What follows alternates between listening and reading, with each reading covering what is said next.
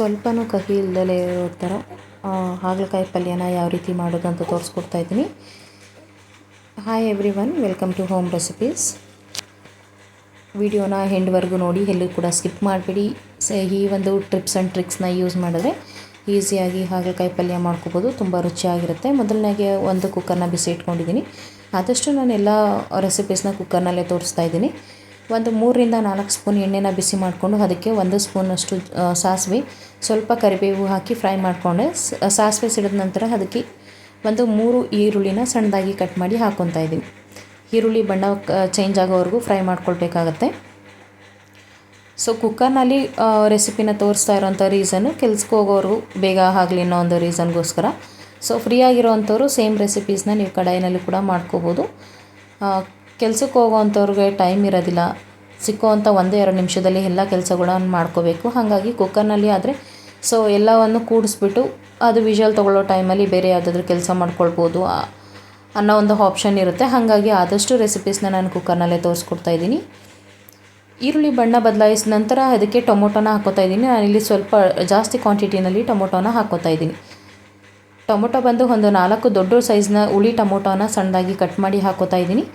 ಈರುಳ್ಳಿ ಮತ್ತು ಟೊಮೊಟೊ ನೀಟಾಗಿ ಫ್ರೈ ಆಗೋವರೆಗೂ ಎಣ್ಣೆಲೇ ಫ್ರೈ ಮಾಡ್ಕೊಳ್ಬೇಕಾಗತ್ತೆ. ಆದಷ್ಟು ಲೋ ಟು ಮೀಡಿಯಮ್ ಫ್ಲೇಮ್ನಲ್ಲಿ ಫ್ರೈ ಮಾಡ್ಕೊಳ್ಳಿ. ಸೊ ನಾನಿಲ್ಲಿ ಹಾಗಲಕಾಯಿನ ಯಾವುದೇ ಸಪ್ಪೆ ಬೇಯಿಸೋದಾಗಲಿ ಅಥವಾ ಹೋಳಿನಲ್ಲಿ ನೆನೆಸ್ಬಿಟ್ಟು ಹಾಕೋದಾಗಲಿ ಆ ಥರ ಯಾವುದು ಕೂಡ ಮಾಡ್ತಾಯಿಲ್ಲ.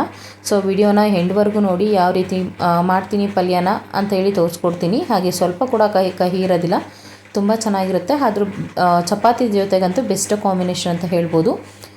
ಸೊ ನಾನಿಲ್ಲಿ ಒಂದು ಅರ್ಧದಿಂದ 3/4 kg ಹಾಗಲಕಾಯಿನ ಉಪ್ಪು ನೀರಲ್ಲಿ ತೊಳೆದ್ಬಿಟ್ಟು ಸಣ್ಣದಾಗಿ ಕಟ್ ಮಾಡಿ ಇಟ್ಕೊಂಡಿದ್ದೆ.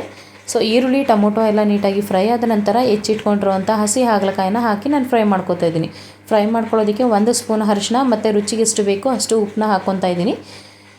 ಉಪ್ಪನ್ನ ಹಾಕಿ ನೀಟಾಗಿ 1 ರೌಂಡ್ ಮಿಕ್ಸ್ ಮಾಡ್ಕೊಳ್ಳಿ. ಆದಷ್ಟು ಈ ಹಾಗಲಕಾಯಿನ ಎಣ್ಣೆನಲ್ಲೇ ಫ್ರೈ ಮಾಡಿ, ನೀರು ಯಾವುದು ಕೂಡ ಸೇರ್ಸೋಕೆ ಹೋಗ್ಬಿಡಿ. 2 ರಿಂದ 3 ನಿಮಿಷದವರೆಗೂ ಚೆನ್ನಾಗಿ ಎಣ್ಣೆಯಲ್ಲಿ ಫ್ರೈ ಮಾಡಿ. ಎಣ್ಣೆ ಮತ್ತು ಟೊಮೊಟೊ ಹುಳಿ ಏನಿರುತ್ತೆ ಅದರಲ್ಲಿ ನೀಟಾಗಿ ಫ್ರೈ ಆಯ್ತಂದರೆ ಕಹಿ ಅಂಶ ಎಲ್ಲ ಹೋಗ್ಬಿಡತ್ತೆ. ಸೊ ನಾವು ಎಷ್ಟು ಇಲ್ಲಿ ಫ್ರೈ ಮಾಡ್ತೀವಿ ಅಷ್ಟು ಚೆನ್ನಾಗಿ ಈ ಒಂದು ರೆಸಿಪಿ ಬರುತ್ತೆ. 2 ರಿಂದ 3 ನಿಮಿಷ ಫ್ರೈ ಆಗಿ ಅದು ಎಣ್ಣೆ ಬಿಟ್ಟ ನಂತರ ಮಸಾಲೆಗಳನ್ನ ಆ್ಯಡ್ ಮಾಡ್ಕೊಳ್ಬೇಕಾಗತ್ತೆ.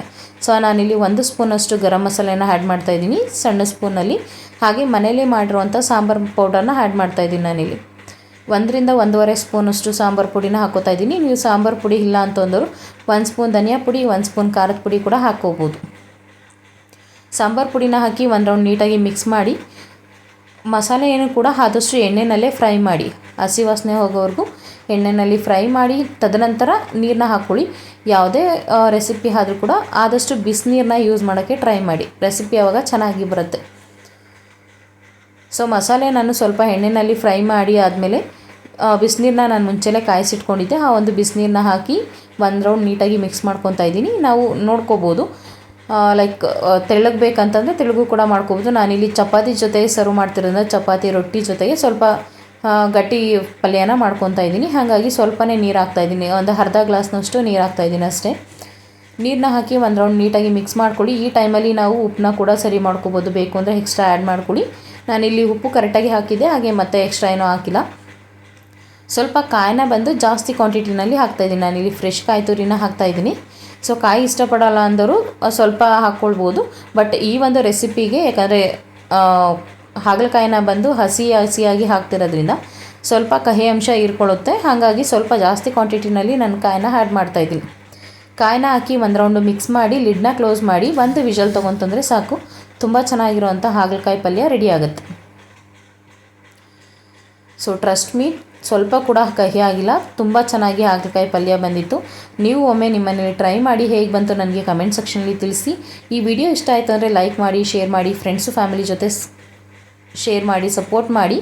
ಮತ್ತೊಂದು ರೆಸಿಪಿಯೊಂದಿಗೆ ಮತ್ತೆ ಸಿಗ್ತೇನೆ. ಅಲ್ಲಿ